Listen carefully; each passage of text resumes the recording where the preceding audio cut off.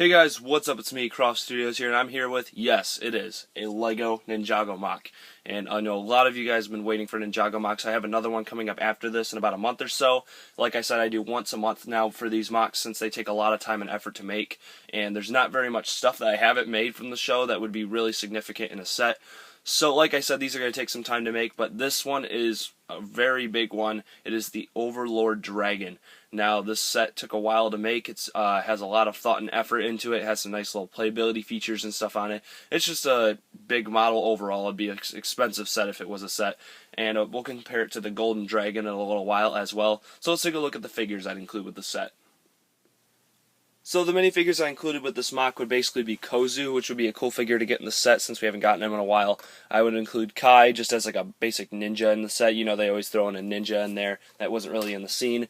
I would throw in Nia, the evil version, which would be a really cool exclusive figure. This was the only evil red eyes head I could find that was at least close to Nia. So this is the best I could get. And you can see I gave her that chain weapon, even though it had spikes on it in the show. It'd be a cool figure to get. And then I also included the Golden Ninja, and like he did not have armor in the show, so I didn't put him on in for the set, so I would include him with the set as well. Alright guys, so now moving on to the actual dragon, and this thing has a lot of detail on it. It doesn't have a ton of playability on it, but it has a lot of detail. You can see how I designed the wings and stuff like that. They're kind of heavy actually. You can see how they move down like that. But I couldn't really figure out another design from. You can see I gave it some really big claws right there. It has a lot of purple pieces. Used those Chima purple wing pieces on the wings. Thought those looked pretty cool as well. You can see the wings do stay up sometimes as well. And the head right here is pretty detailed as well. That took us some time to make. You can see the teeth were crazy in the show, so I made them these cheese slopes, basically out of white right there, which was a pretty cool design. You can see I gave him some spikes on there. I know he had like these little tentacles going off his head going really far up. Whenever I put like pieces on there that would do that, they would just interfere with here and it wouldn't be able to open up the mouth. So I just made them short so you can open up the mouth all the way. You can see what that looks like. And if you want to, you can fit Lloyd in here even though it's not really in the show. I just thought I'd throw it in as a little thing you could do since I was making the mouth anyways. You can see how he just fits in there. And his head can swivel around right here, do whatever it wants to. You can see it's a very heavy model. There's a lot of pieces involved. I decided to make it black because I thought that would be the coolest looking with purple and stuff like that, even though it was kind of like a dark blue in the show. I just thought this would be a better design, I guess. You can see the cool purple cheese slopes I used on the side. Like I said, this is the other wing right here, and it's hooked down by a ball joint right there. You can see what the legs look like down there. You can see the design for them. It's a little hard to see, but you can see I put some big claw toes and stuff like that. These are the nails of the feet. You can see there's some spikes on the feet right there, and the feet obviously are hooked on by these clicker joints right here. There's a little stud right there, purple stud, and you can see how basically the legs can move and stuff like that. I kind of like to put it in this position because that's what he was in the show when he was fighting Lloyd on top of the building. So taking a look at some of the details on the top of the dragon right here, it's pretty cool looking. There's a lot of spikes and small little cheese slopes and stuff to give it a lot of detail up there. And you can see what that looks like. Moving the light over a little bit so you can see it a bit better. I put these up here as well for the top of the dragon, kind of like details. You can see I used that Batman piece right there. I thought that looked pretty cool as well. You can just see there's a ton of spikes and small details up there though. And moving on to the back now, well, you can see what the back of the wings look like as well, if you want to see that. So moving on to the back of the dragon, you can see there's a lot of stuff down here. There's jumper plates right here as well. There's some spikes right here, and the tail is a very long tail.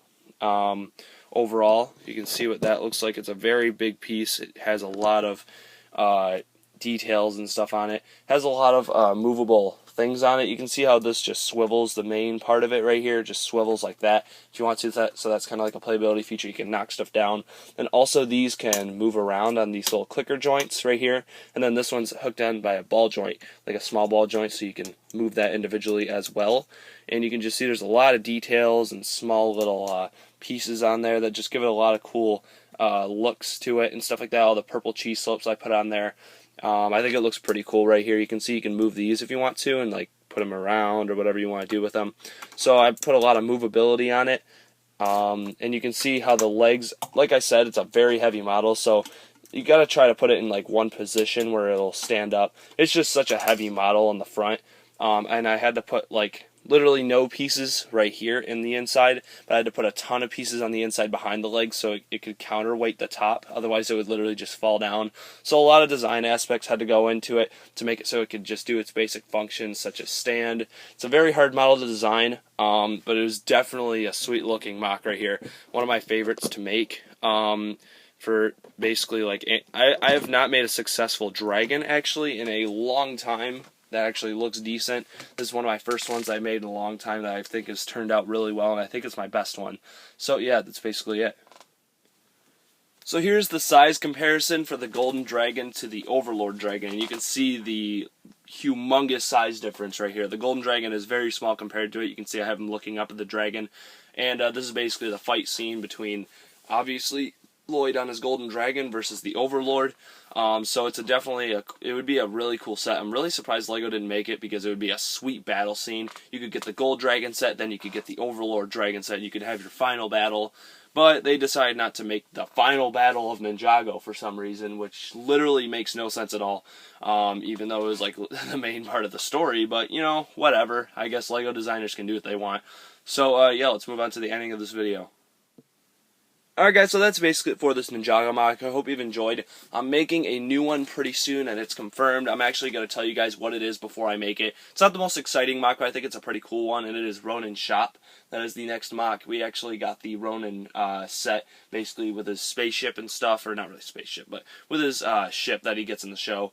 So we are going to be making Ronin's Shop for our next MOC. I just wanted to let you guys know that, because I haven't made a MOCs in a while, so you guys deserve to know what the next one's going to be. Since I haven't really made many in a while. So I'm going to try and get back to making these for once a month. It's just hard to do it because there's not a ton to do from the show now, and I just don't love the newer seasons that much as much as the older ones, as I guess you could say.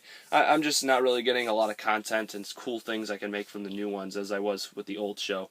So yeah, that's basically it for this MOC. Hope you've enjoyed. Make sure you comment and subscribe.